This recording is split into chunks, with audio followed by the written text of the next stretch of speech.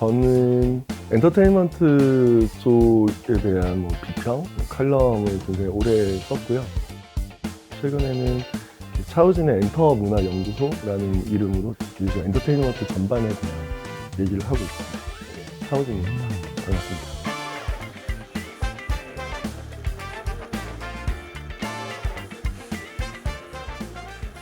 (2024년을) 기점으로 음악 저작권 산업의 규모가 영화 저작권 산업을 넘어섰다라는 얘기들이 나오고 있어요. 스포티파이 기준으로 글로벌에서 매일 하루에 업로드되는 노래는 12만 곡이에요.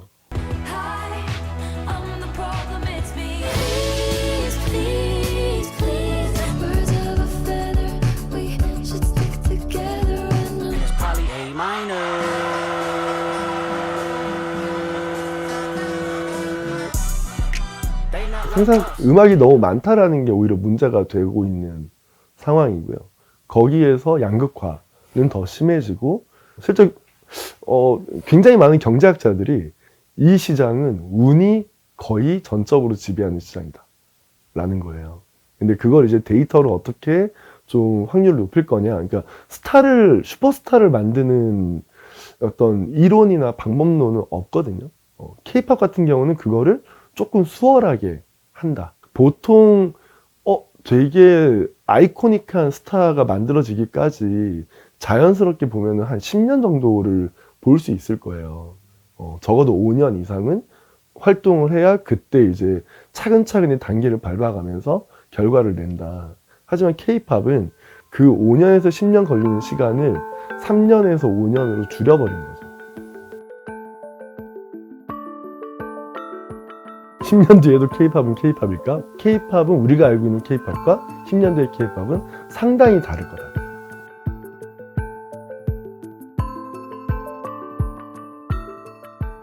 K-팝을 음악적으로 어떻게 정의하냐라고 하는 건 조금 들여다볼 필요가 있어요. K-팝 작곡가도 다 외국인이라는 건 다들 알고 있잖아요. 유럽에서 곡을 사가지고 와서 한국에서 약간 커스터마이징을 하는 거예요. 이게 언제부터 시작됐냐?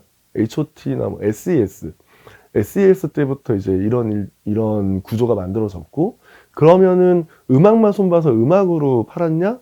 아니죠. 아티스트의 매력을 극대화시키는 모델인 거잖아요. 그러니까 사오는 거는 음악인데 우리가 재가공해서 파는 거는 엔터테인먼트인 거예요.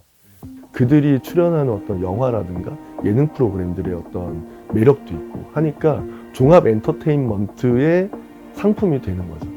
그래서 K-팝은 사실은 해외에서 곡을 수입해서 로컬에서 재가공한 다음에 글로벌로 파는 모델이었는데,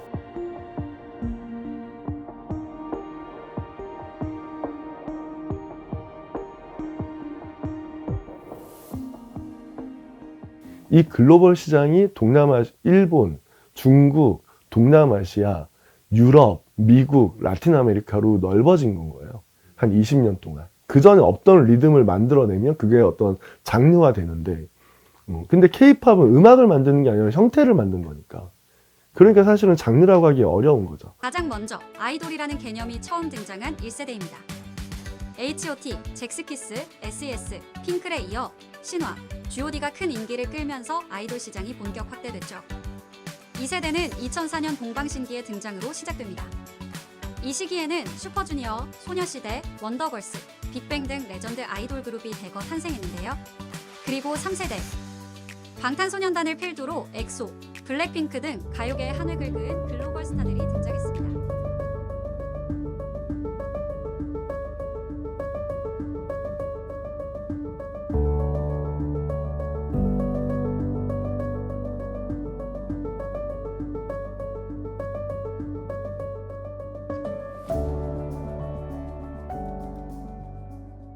지금 베트남, 인도네시아, 필리핀 뭐 이런 쪽에서 태국 이런 데에서 K-팝스러운 음악들이 정말 많이 나와요. K-팝의 시스템을 그대로 가져와서 태국에서 혹은 인도네시아에서 필리핀에서 데뷔하는 거예요. 그 친구들이. 형태도 비슷해요. 뮤직비디오도 비슷해요. 근데 언어만 다르죠.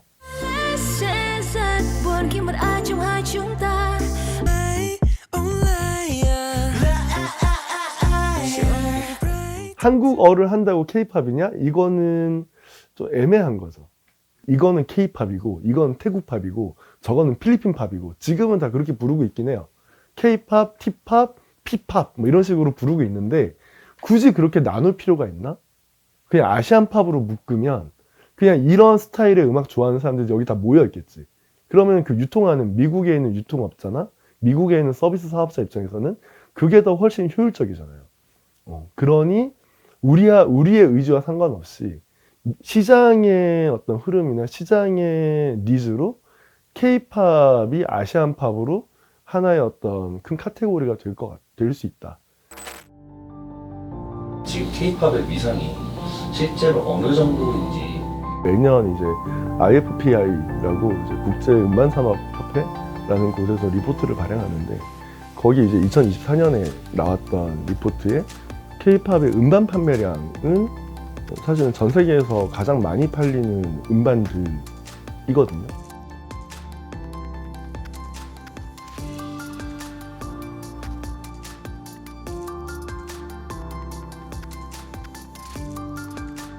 가장 많은 음반과 음원과 콘서트 이런 것들을 전부 다 이렇게 숫자를 매겨서 10명의 아티스트를 10팀의 아티스트를 뽑았는데 그 중에 K-팝 아티스트가 한 4팀 정도 들어갔어요.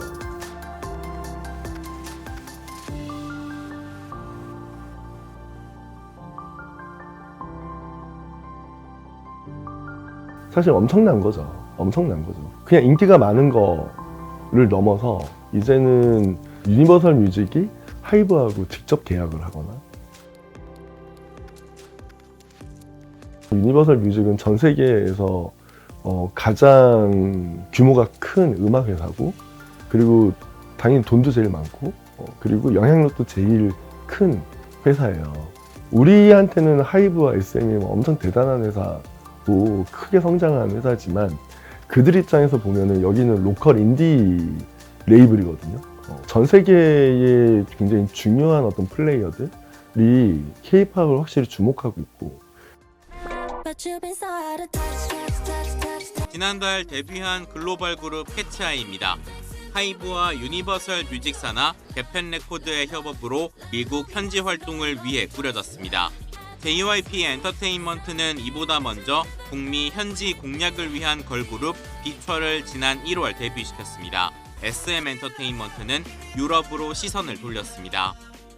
영국에서 5인조 보이그룹을 론칭할 예정인데 BBC의 TV 시리즈를 통해 데뷔 준비 과정도 공개됩니다. 넷플릭스가 한국 드라마에 관심 가졌던 시점이 한 2015년에서 18년 사이잖아요.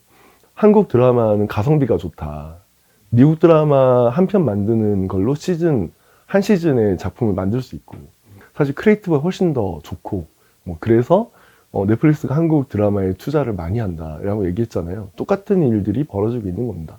왜 그러냐면 실제로 주목받는 거에 비해서 실제 전체 시장에서 차지하고 있는 어떤 지분이 매우 적다.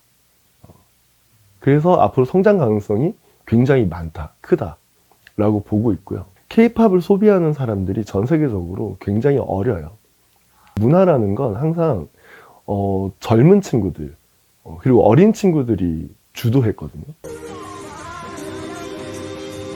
60년대 우리가 막 비틀즈를 얘기를 하는데 그 당시에 비틀즈 팬들은 다 17세, 18세들이 많았습니다. K-팝 같은 경우는 어쨌든 한 14살에서 이제 18세 정도가 이제 메인 소비층이고 K-팝 고인물들, 예를 들면 슈퍼주니어나 엑소나 소녀시대나 이런 팀을 통해서 이제 K-팝에 입문했던 그런 친구들이 이제 20대 후반 정도 돼요.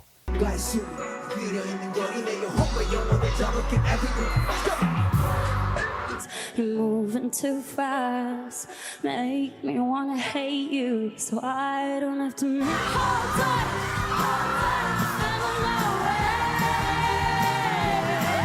그러면 K-팝이 뭐냐는 질문은 다시 이건 음악이라기보다는 어떤 형태고 사업 모델이고 어떤 패키징이니까 이걸로 비즈니스를 하기엔 너무 좋다. 제가 보는 관점은 K-팝은 비즈니스 모델 이다라는 관점이고요. 핵심은 저작권입니다. 크게는 매니지먼트에서 나오는 IP가 있고요. 또 하나는 음악 자체에서 나오는 IP가 있어요. 매니지먼트는 아티스트의 IP죠. 음악 산업은 예전에는 음반을 만들어서 음반을 많이 팔면 되는 비즈니스였어요. 그래서 음반을 어떻게 팔지? 라고 하면 아티스트를 미디어에 많이 노출시켜. 팬들하고 많이 만나게 해. 뭐 콘서트하고 아니면 행사하고 인터뷰하고 아니면은 뭐 무슨 방송 프로그램에 나가고 뭐 이런 게 되게 전부였거든요. 그런데 음반 시장이라는 게 무너지면서 음반이 안 팔리니까 이걸 어떻게 하지? 라고 하는 고민들이 굉장히 다각도로 열렸었어요. 그래서 뭐 미국 같은 경우는 그거를 콘서트로 푼다. 그래서 콘서트가 더 많이 늘어나고 콘서트 티켓 가격이 계속 올라갔죠.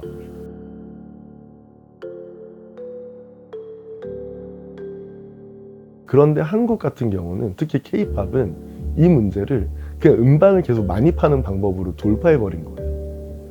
그래서 처음에 이제 그냥 주얼 CD라고 부르는데 그 투명한 케이스, 그 CD 케이스 였던 어떤 제품이 점점점 두꺼워지고 거기에 뭐 사진집도 들어가고 그 다음에 뭐 포토카드도 들어가고 CD를 계속 팔기 위해서 엄청난 노력을 했고요.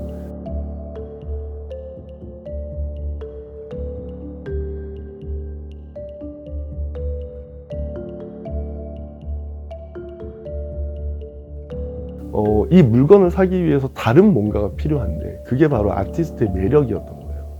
그런데 지금은 아티스트의 매력을 기반으로 하다 보니 그 아티스트의 매력이 뭐 담기거나 혹은 보여줄 수 있는 컨텐츠 혹은 제품은 다 수익화할 수 있는 거죠.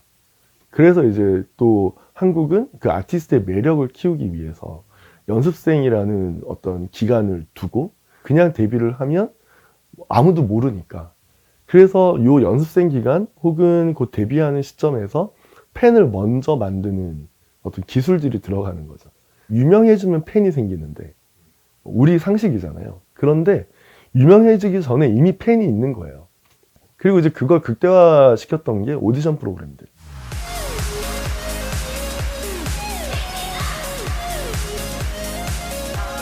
팀 이름도 안 정해졌고 약간 누가 정식 멤버가 될지도 모르는데 방송 오디션 프로그램을 보면서 내가 누군가의 팬이 되는 거죠. 이런 시스템이라는 건 사실상 전무한 시스템이에요. 수익성을 만드는 거에 좀 최적화된 비즈니스 모델이다. 음악에서의 권리는 정말 작사, 작곡, 편곡 뭐 이런 음악 자체에서 나오는 그 권리인 거죠. 그러면 그럼 저작권을 누가 갖게 되는 거예요? 저작권은 다 쪼개서 가지게 되죠. K-팝 같은 경우는 작곡이 최소 5명, 작사도 적어도 한 5~6명이 참여하고 거기에 프로듀서라는 존재도 있죠. 3분 30초밖에 안 되는 파일 하나에 권리자가 거의 한 뭐 10명씩 들어갈 수도 있는 거죠. 음악 저작권이 계속 돌면서 만들어내는 가치가 더 커지고 있다. 그래서 이 두 가지를 동시에 가져갈 수 있는 게 사실상 K-팝인 거죠. 그래서 K-팝의 비전이나 가능성은 더 중요해지고 높아질 수밖에 없다고 봐요. K-팝이 그 다음 단계로 어떻게 넘어갈까요? 혹은 어떻게 지킬까요? 라고 생각을 하면 글로벌 팬들이 서울에서 K-팝 공연을 볼 수 있는 공연장을 만들자. 사업자한테 좀 더 수월하게 비즈니스 할 수 있게 여러 조건을 좀 풀어줘야 된다. 되게 중요한 문제거든요. 하지만 또 그렇다고 그럼 이 시스템 안에서 약간 또 착취 구조가 생길 수 있는데 10대인 친구들은 그럼 어떻게 제도적으로 보호할 거냐. 이 밸런스를 잡는 게 아직 어렵다. 여전히 한쪽으로 좀 치우쳐져 있고 거기에 제가 볼 때는 아직까지는 누군가를 보호한다기보다는 약간 사업적인 성과, 상업적인 성과를 내는 거에 좀 더 한국 사회가 좀 집중하고 있는 경향이 있다. 그리고 뭐 K-팝이 돈 잘 번다고 뭐 누가 좋겠어요. K-팝 회사가 하이브가 돈을 뭐 1조를 번다고 2조를 번다고 그게 누구한테 좋겠어요. 방시혁한테 좋겠지. 파급 효과라는 것도 있지만 그러면 우리는 슈퍼스타 만드는 데다가 자원을 다 써야 되냐? 이건 아닌 거죠. 이 생태계를 고민한다면 중간 그룹이 잘 돼야 된다. 근데 이건 모든 영역이 마찬가지잖아요. 그러니까 중산층이라는 어떤 그룹이 있어야 돼요. 작곡가 혹은 작곡가를 관리하는 혹은 뭐 싱어송라이터 이런 사람들이 더 중요하거든요. 근데 그 사람들 다 어디 있냐? 우리가 돈 안 될 것 같은 데 있는 거예요. 뭐 인디씬, 뭐 홍대, 아니면 저 어딘가에 뭐 힙합 커뮤니티 이런 데, 뭐 어디 게시판 이런 데 있는 거죠. 사실 생태계는 밑에 안 보이는 데에 돈이 뿌려져야 뭐 그냥 물이 뿌려지고 해야 거기서 씨앗이 크고 이제 거기서 줄기가 뭐 굵직한 게 나오기도 하고 막 이렇게 되는 거잖아요. 근데 우리는 그냥 나무가 큰 나무 앞에 가가지고 과일이 크네? 그 과일을 계속 따고 있는 거예요. 핵심은 뭐 케이팝이 뭐 두 가지는 남길 것 같다. 약간 문화적인 유산과 그리고 어떤 산업적인 흔적. 그래서 지금 케이팝이 좀 중요한 모멘텀에 있는 것 같다.